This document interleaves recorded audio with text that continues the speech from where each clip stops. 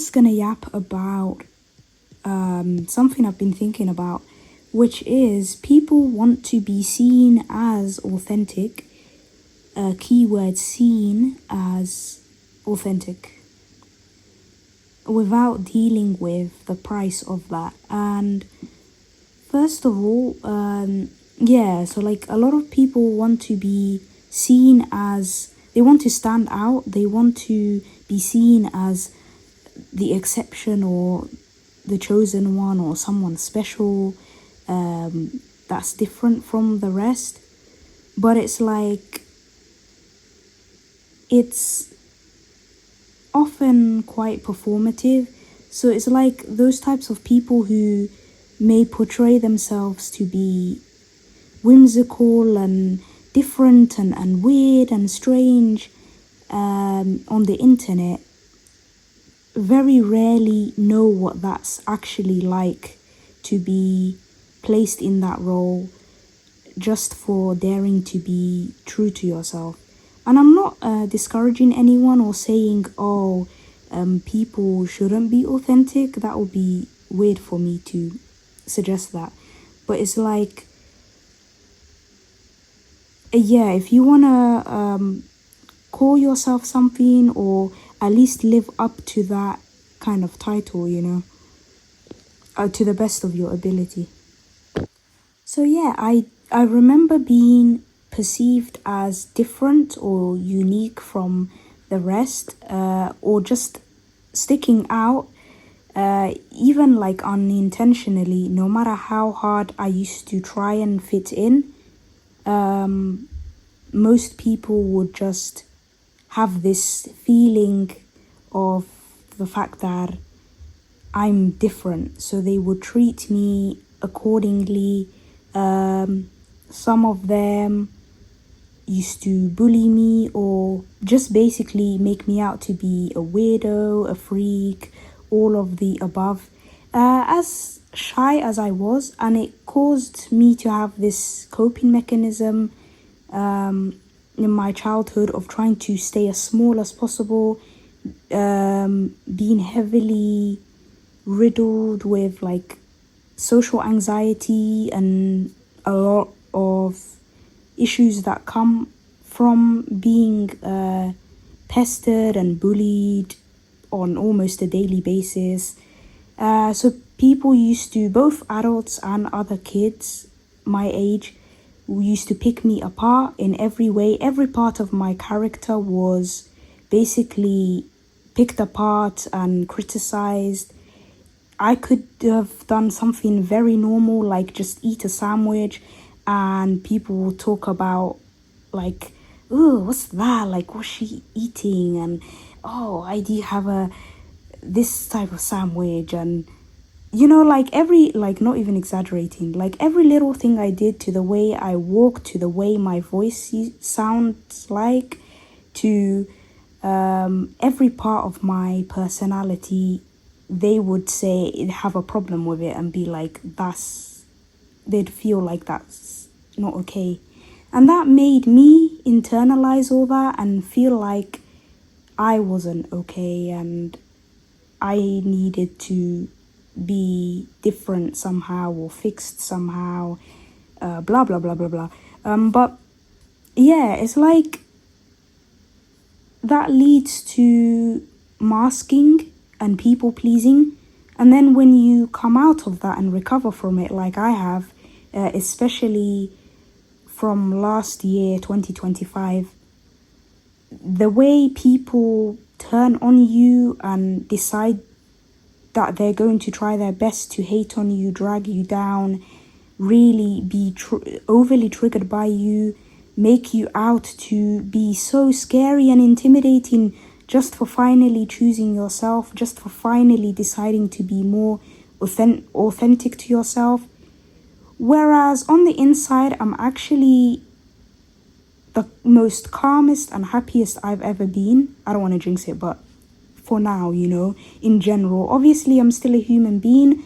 I still have bad days. I still wake up and have some anxiety of, oh no, what's going on? Oh, I don't want to go outside today. Oh, and all that. But it's like, that's normal human stuff, a part of living.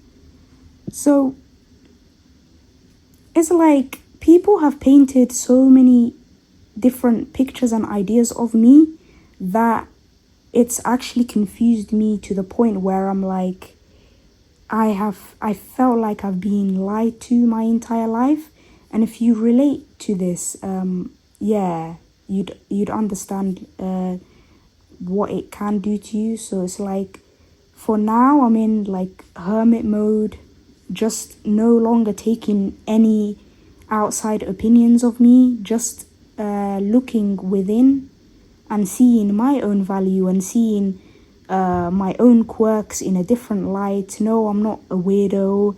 I'm actually, I like to call it eccentric, and also I'm creative, no doubt about that. Like, I'm beautiful, I'm pretty because I feel that way and try my best to show up that way on the inside so it radiates outward. So, the cost of being authentic, truly being true to yourself and following your heart is actually a big thing that I've faced in my life, which is facing chronic loneliness and being excluded. Like, I've had to deal with being left out, being excluded, being the one that's different my whole life. Like, it didn't matter what class I moved to, what school I moved to, what jobs I've like been in, worked in, moved to. This pattern would follow me everywhere. I'm seen as different from the rest. Even when, let's say, and it's like the harder I used to try to appear normal and just be chill and cool, nobody's buying it. It's like, let's say there's a room full of I don't know, people who like to wear, this is kind of a stupid example, but hear me out. People who like to wear black or something, nothing wrong with the color black. If you like to wear dark clothes, that's fine. And then having one person who wears yellow. Obviously, like the person who wears yellow, they'll instantly be seen as different, as like apart from the crowd, if that makes sense. So yeah, very oversimplification of it, but whatever, that's just the example I have. So yeah, you need to, it's like you have to choose between following your heart and following your own path, or being popular.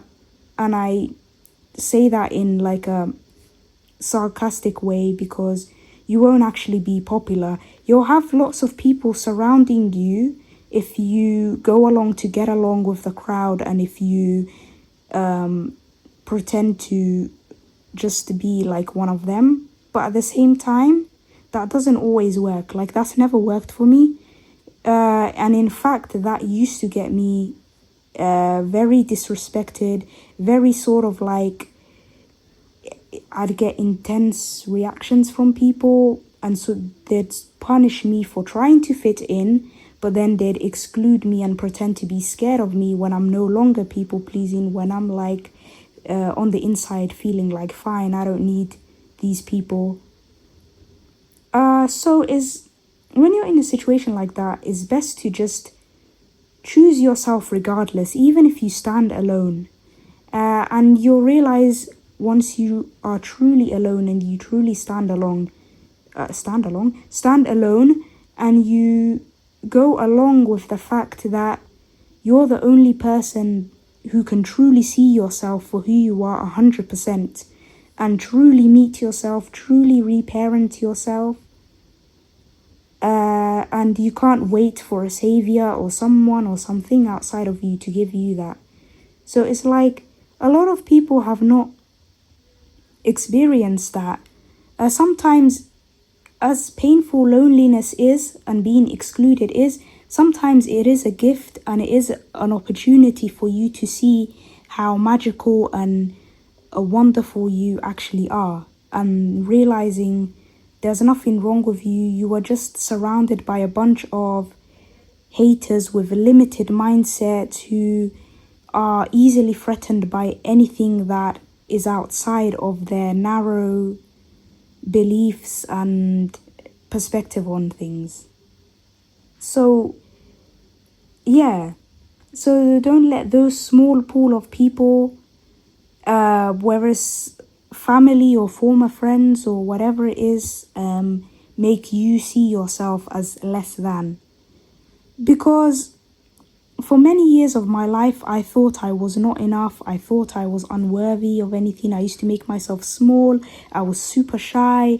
Like, I had like really bad anxiety that would just like get worse and worse until I finally ditched people pleasing. And this was not an overnight process. It was not like, oh, I clicked my fingers and it happened like that. I just healed.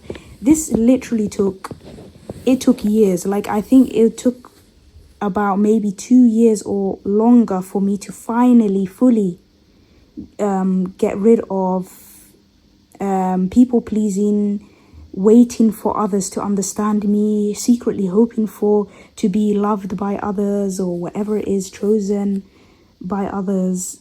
Literally, now I feel that all from myself because I give that to myself. Like, I give myself permission for me to tell myself the things I want to hear and make myself feel special by myself, compliment myself every day in the mirror, you know. And this is something that requires consistency. But I'm gonna try and stick to the topic as like, yeah, people want to be seen as like authentic and all that. They don't have a clue. Most of them don't have a clue what it really entails. So yeah, one thing, facing loneliness and being excluded by most people until you find the few people, and there will be fewer people who do genuinely vibe with you and are kind or are neutral at least. So when you finally choose yourself, you're going to have to deal with the fact that you trigger other people or most people in the room just by existing in your authenticity, just by choosing yourself, because one big reason why they feel triggered is that they can't put you in a role anymore. They can't categorize you. They see you as a blank page with a question mark, you know, like unpredictable. Like, oh, I don't know what they're going to do. That's the, intimidation effect. Because before I never used to understand, like, why are some people so, like, nervous and rambly and intimidated by me? And it's never because, oh, I've said harsh words to them, I've spazzed out on them, I was tweaking, I was acting crazy. No, quite the opposite, actually. Like, I'm genuinely a very gentle person by nature, but unless you actually piss me off, unless I actually do get angry, but yeah, and I have to defend myself. Other than that, on a normal day, like, I'm peaceful AF. I'm just in my own world most of the time. But regardless of that, it's like they feel so nervous and so scared because they don't know how to meet true authenticity because they're not there yet. They're severely traumatized or having severe self-esteem issues, and you trigger them just by existing, literally. And this creates hypervigilance because you'll feel like, oh well, it's like stepping on eggshells, walking on eggshells around the entire room because, oh, they're oh so scared of you now. Oh, they're oh so, like, nervous and acting weird, like, but that's if you absorb that energy from the room. So it's like if you're in this situation, and I've had to learn like their feelings are not my problem if I haven't done anything to them. First, acknowledge you haven't done anything, you're not the problem. If they're just triggered, they're just triggered. Like, it is what it is. So it's like, just live your life. If you're willing to be truly authentic and follow your heart, you're gonna have to just live your life. It doesn't matter what happens around you. Ignore the 3D. That's a great way to heal from hypervigilance. Because I used to worry so much about what everyone feels, and oh, I wish they'd feel more comfortable around me. Oh, what do I do? How do I twist myself in order to soothe them, heal them? That's not how it works. Like, it doesn't matter what I do, how I show up, what I say, whether I'm even there or not. They're always going to feel the same way about themselves, and they're always going to feel the same way about you. So it's just like, what would ease the energy of the room actually is by you completely detaching, ignore the 3D, and live your life. Yeah. So another huge thing, oh my god, huge obstacle that I've had to heal as well and overcome, having to deal with people deliberately misunderstanding you every chance they get. A story of my life, literally. Never letting you explain yourself. So it's like when they have selective listening, is what I like to call it. And they only, when you talk, it's like they don't hear your words, they don't hear what you mean. They just jump to what their bias of you was, like what their perception of you was. So these are the types of people who will just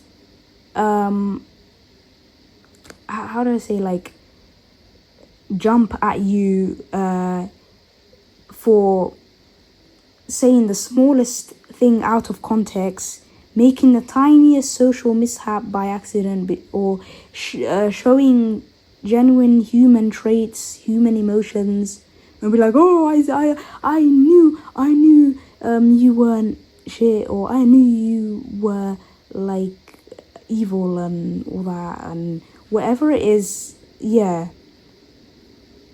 Or they'll make you out to be the problem of any situation every single time. So how do you deal with people like that deliberately cut you off, misunderstand you, try to twist your words? It's literally, you have to be brief and robotic with them. Just be like chill, like don't add any sort of anything they can use and weaponize.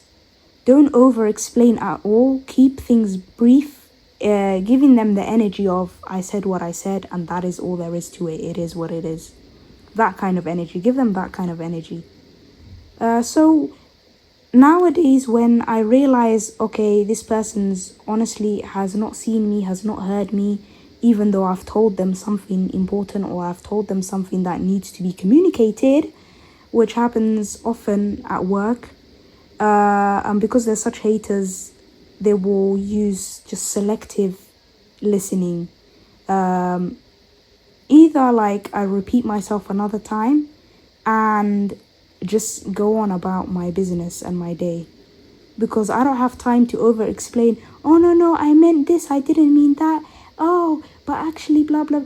It's like talking to a wall. They're never gonna hear you if they don't want to. And I've noticed people even trying to like rush me, certain people, when I try to talk to them, and they get so intimidated and they sort of like rush the conversation as if they're going on a script of how the conversation is supposed to go. So if anything, I'm kind of forced to keep things just brief, to the point, and just leave them alone. Yeah, so get ready for that, honestly. But I'm not saying, when I list these points, make these statements, I'm not saying this is everyone in the world, just those who are triggered by your authenticity. The others will be neutral, they're not gonna care or mind, and some might actually like you or vibe with you, and they'll be okay. So I've realized the people who have never liked me in the first place, never gotten along with me, are the first ones to deliberately misunderstand me, twist my words, or if I do the slightest thing wrong that they didn't want me to do, they act like it's their biggest crime in the world. Like, oh my God, I can't believe you'd say that to me. Like, no, we don't have time for that. So, yeah. And they also, about selective listening, these types of people also have selective memory, which is just based on their own bias and their own flawed beliefs of like, yeah. So people will believe what they want to believe, yeah, at the end of the day. So the coping mechanisms I've had to learn to keep being authentic and following my heart, because that's what makes me want to live on this earth, you know.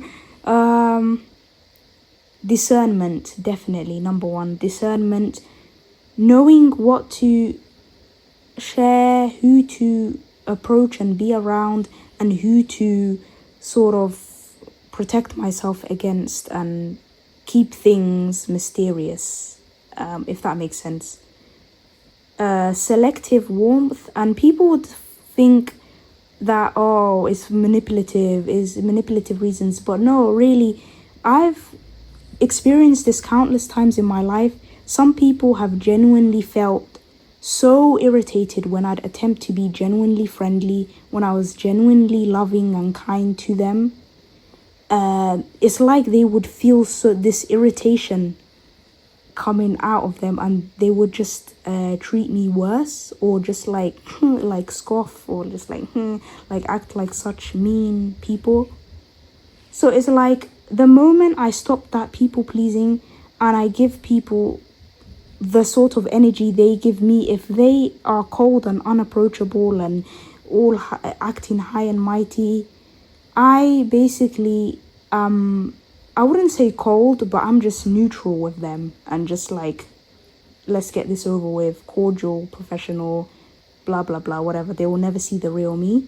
And for those few who are genuinely kind or genuinely friendly or genuinely just a relaxed person, they don't have to like me, I genuinely show my kindness back. Like, you get what you give, basically. And that has gotten me so much more respected, so much more, like, even my haters is like they like it better when I am colder to them, and I'll never understand it. And then that's when they turn to respect me more and, you know, try out this fake politeness, you know. Or as soon as I call someone out professionally, tell them to stop whatever they're doing, or tell them they shouldn't have said that, without over explaining, without getting emotional, next time that person's back to acting normal, trying to act fake friendly with me and saying, oh, are you okay? Yeah, giggling, laughing, oh, let's all be happy, let's get along, la la la la la. Yeah, some people just need correcting. They need correction, genuinely, like. And this is something that helps them as well. That's how I like to think about it. Not that I shout at people. I don't have energy for that. Like, I can't be asked. But yeah, selective warmth. Have some mystery, as in, you don't have to be edgy with it, like, oh, I'm so mysterious. But it's like, you keep your inner world and your creativity, most of it, private to yourself, and then only share select few things that you feel the vibe of the room. Because honestly, when I was a teenager, when I was a kid as well, especially, I used to talk about my special interests. I used to overshare things, and then I used to get so upset when people would give me flat responses, or when they'd ignore me on purpose, or when they'd flat out tell me, I don't care about that, oh my god, will you stop talking about cats or something, or will you stop talking about this stupid book, I don't care. And those were the comments that used to hurt me the most because I felt invisible at the time. I felt ignored. I felt like I didn't matter. My hobbies didn't matter, all that.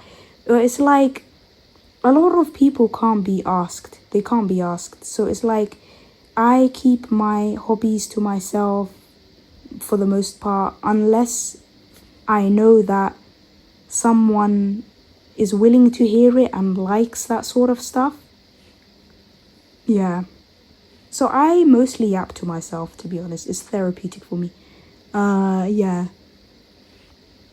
So we've talked about being excluded, being misunderstood over and over, selective listening, selective memory. So and coping mechanisms I've had to learn. Also, every single day I do this practice, every single day. This is how people think of me, of like, oh wow, like how are you so calm, how are you so chill, how are you so like zen. This is the secret. The secret is self-regulation. Anytime I just feel the tiniest amount of anxiety starting to, I catch it. I don't tell myself off for being anxious or feeling sad or feeling anything human feeling. I just observe it.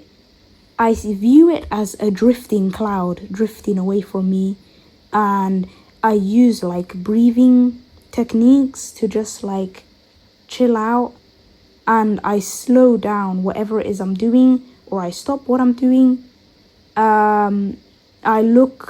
I focus on real objects and things around the room, naming colors, counting.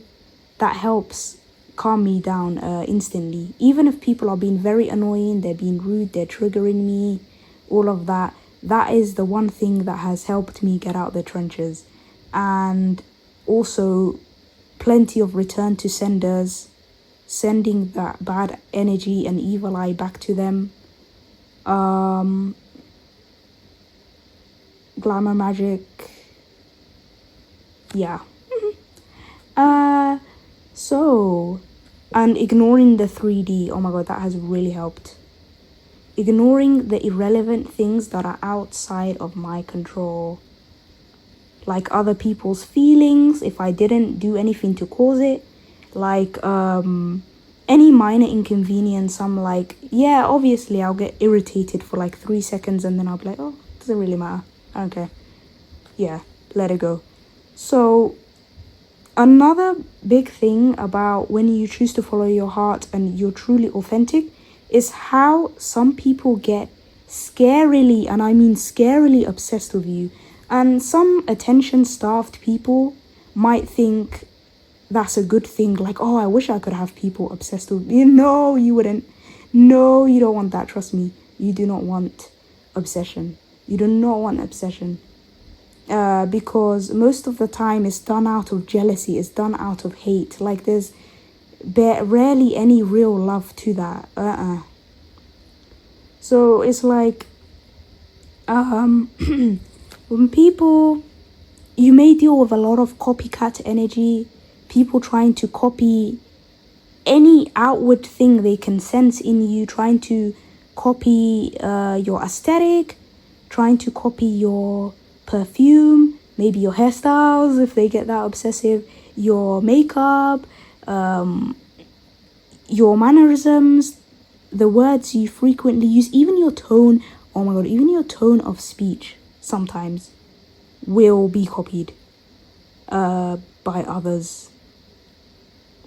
But I don't want to mention the real life ways that people are obsessed with me, because I don't want to give these little fucking rats and fucking gnats and fucking parasites any flipping attention. They don't deserve it. They will be buried and no one will remember them. Okay, so yeah, copycat energy, having to deal with gossip and the most untrue things being spread about you that's like opposite to your personality.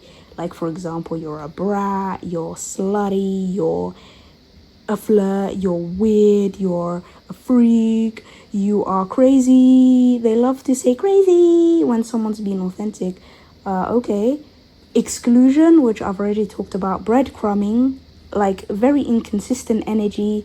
They try to reel you in with what they think you'd want to hear and be like, oh, here's the chance to be part of the cool group, sit at our table, blah blah blah, and as they dangle a carrot in front of you and be like, get you to chase it. No honey, no. Politeness used strategically, so it's like when people tend to be overly formal, overly like excuse me, oh, is it okay if I get something from that table over there? It's like, why are you so scared? Anyway, people approaching you just to try and take from you, whether it's your ideas, whether it is wanting to know your secret source, even though the secret source is following your heart and consistently showing up, okay, and healing. I mean, what else do you want from me? And someone has asked me in the past, like, how do you look so much better, and how do you how did you glow up like that? And I was like, to be honest, all I did was choose myself, choose my health, look after myself, rest plenty, and that is true. It wasn't a lie. I was recovering from deep burnout, trauma, people pleasing, everything, and the first thing I did was do nothing, and that's the number one thing that will save lives. Do nothing. Don't hustle. Do nothing. I mean sleep for like, I was sleeping from anywhere from 10 to 12 hours because coincidentally I had booked like a week off that time, and I was sleeping because I was so exhausted, sleeping away. And I felt alive again. Before, I felt like a half alive person or like a zombie basically. Yeah. And my last point is having to deal with people. All the points I've made is crazy. Every single part of it has been my life over and over and over again, what I've had to deal with. And it's like, I get so annoyed on the inside by people who are jealous of me, who want my life, because they don't know what that really entails. They don't know the shit I've been through. And this is just the tip of the iceberg. Whatever I mention is just the smallest part of it. Like, they could not survive. I'm telling you, in my brain, they could not survive. They could not survive a day in my life. I'm not trying to say, oh, trauma Olympics, oh, I have the worst. I know there's so many other people out there that have had tougher lives, but that doesn't mean I should invalidate what the things I've been through and the things I keep secret and take to my grave. That the people have no business knowing. You might think, oh, have you tried therapy? Therapy does not work for most neurodivergent people like me, or for people who are too freaking self-aware. It's like, I am aware of my issues or past issues. I was aware of it all, but yeah, talk therapy it just doesn't work. And I've tried it before, it didn't work, so I stopped. I was like, yeah, why am I wasting my money? But don't let that discourage you from getting any sort of professional help. It's best to try it out, see how you get on. But yeah, this is just my opinions. This whole video, my opinions, my take on things. Sorry, yeah, my dryer is so loud. It sounded like a freaking drill. Like, why?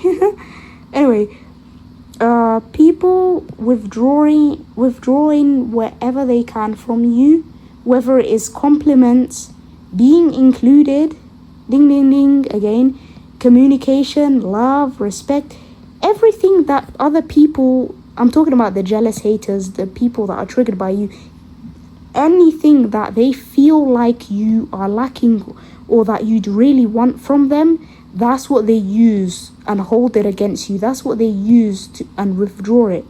Because before my glow up, I was genuinely getting some compliments here and there from people who turned out to be my jealous haters and everything. Like, and how is it I look so much better, I feel so much better, I'm so much more calmer, I'm so much more alive and healed and whimsical and true to myself? Zero compliments, zero compliments. I do not get any compliment. In fact, I get, whispers. I deal with weird copycat energy. I deal with people literally taking on different aspects of my character and aesthetic and style, the same things about me that they used to claim was so weird and you're a freak and you're like emo this and crazy weirdo that. Now they want to pretend like they have those traits. They want to embody fairy-like energy, love and light, whimsy now, or they want to be all pastel, or they want to be all like rock star, glamour chic, right? Okay, look, I don't have a problem. Lastly, I know people will probably think, if they watch this video or whatever, they'll think, oh, why do you care so much? Why are you gatekeeping this and that? It's not a matter of gatekeeping. It's hypocrisy. It's the very things that has been criticized in me from other people. People turn around and take those things, take those traits and aspects of and what they can predict about me and wear it like a silly little costume. Copycat energy. I don't like it. Yeah.